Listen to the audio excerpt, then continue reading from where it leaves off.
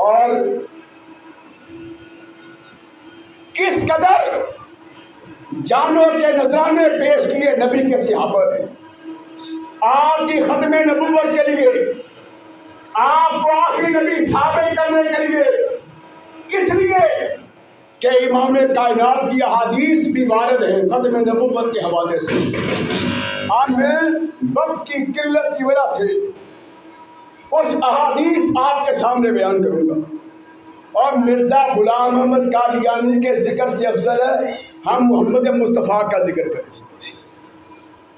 ان بدبختوں کا ذکر کر کے اپنے وقت کو ضائع کرنے کی بجائے ہمیں چاہیے کہ مدح کریں محمد مصطفیٰ سے۔ ایک ایک لمحہ عبادت، بولنا عبادت، سننا عبادت، سپیکر چلانا عبادت، آواز بڑھانا عبادت، کام کرنا عبادت، گرمی میں بیٹھنا عبادت، اور نماز کا انتظار کرنا عبادت۔ اور جو تذکرہ سنے گا، جو ذکر سنے گا محمد مصطفیٰ کا، اللہ اس پر اپنی رحمتوں کی برکھا نازل فرمائے۔ ہمیں کیا ضرورت ہے اس بدبخت پر پورا جمع لگانے کی؟ ہم اتنا ہی کہیں گے کہ کائنات کے اندر اگر اللہ کے بعد سب سے زیادہ کسی کا مقام ہے تو محمد مصطفیٰ۔ اور ایک بات میں آپ کو ذرا سمجھا دوں، ہمارے ہاں کہتے ہیں کہ مرزا غلام احمد قادیانی بیماریوں سے بڑا ہوا تھا اور پورا جسم بیماریوں کا مرکب بنا ہوا تھا، دنیا جہاں کا سب سے گندا آدمی تھا، زبان سب سے گندی گالیاں دیتا تھا، اور اس کے اعمال سب سے گندے تھے، بد کردار تھا۔ ہم نہیں کہتے ان کی کتابوں میں لکھا کہ حضرت صاحب بڑی گندی گفتگو کو فرماتے تھے کہ سننے والے شرما جاتے تھے، توبہ توبہ کر جاتے تھے، اور بد صورت تھا اور بد کردار تھا، اور اس کے بعد حقیقی نبی بھی نہیں تھا، اور اس کے بعد دنیا کا سب سے جاہل آدمی تھا، رات اڑتا 100 دفعہ پیشاب کرتا، بیماری شوگر ہوگی، اس دور میں شوگر کا پتہ نہیں تھا، اور پھر اتنا جاہل کہ 2 جیبیں جس طرح ہماری ہے، ایک جیب میں گل کی ڈھلی رکھتا اور ایک میں پیشاب کرنے کے لیے مٹی کا ڈھیلا صفائی کرنے کے لیے۔ بعض دفعہ ایسا ہوتا کہ وہ مٹی کا ڈھیلا کھانے کے لیے استعمال کر لیتا اور گل سے بٹوانی کا لیا کرتا تھا۔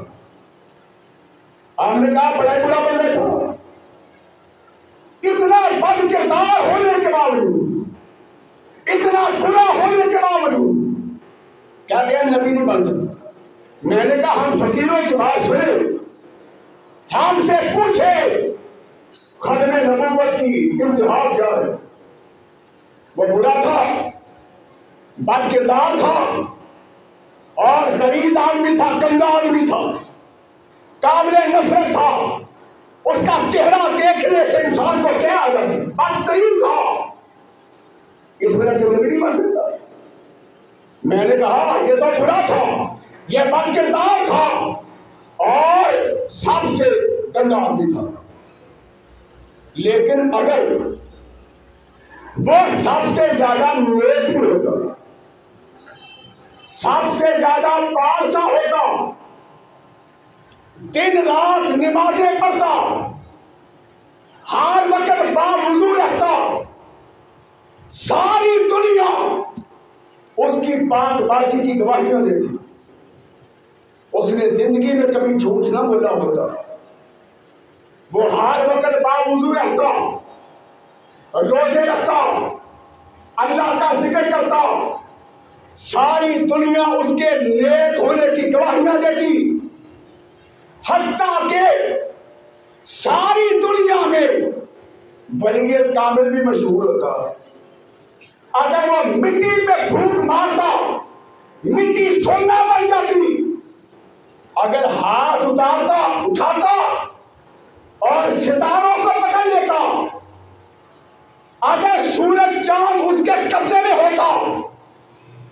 اگر وہ بڑا بااختیار بھی ہوتا تو ہم کہتے تیری شان اپنی جگہ، لیکن ساری خوبیوں کے باوجود، ساری زندگی عبادت کرنے کے باوجود ہمارا عقیدہ یہ ہے کہ تم محمد کی جوتیوں کا بھی کوئی مقابلہ نہیں کر سکتے۔ تیری حیثیت نمازیں پڑھ کے، تہجدیں پڑھ کے، روزے رکھ کے، زکاتیں دے کر، چاہے جتنی مرضی بڑھ جائے، پر میرے آقا محمد مصطفیٰ کے سامنے کچھ بھی نہیں۔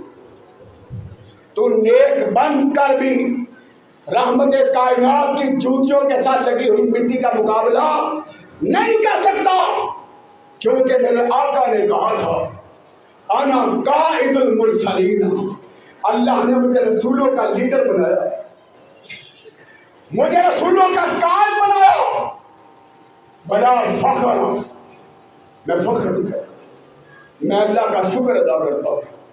وَأَنَا خَاتَمُ الْمُرْسَلِينَ، بڑا فخر، کہا میں رسولوں کی نبوت کو ختم کرنے والا ہوں، بڑا فخر، اور مجھے کوئی فخر یہ اللہ کی رحمت کی وجہ سے۔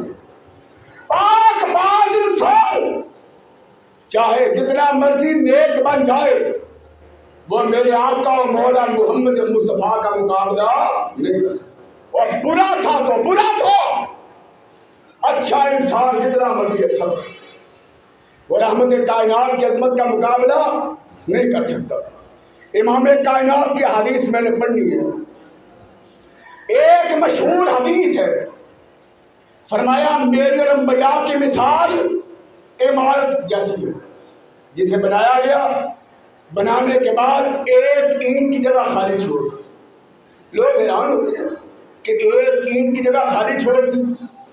فرمایا وہ خالی اینٹ نبوت کی عمارت میں محمد ہوں، جسے لگا کر اللہ نے نبوت کی عمارت کو مکمل کر دیا۔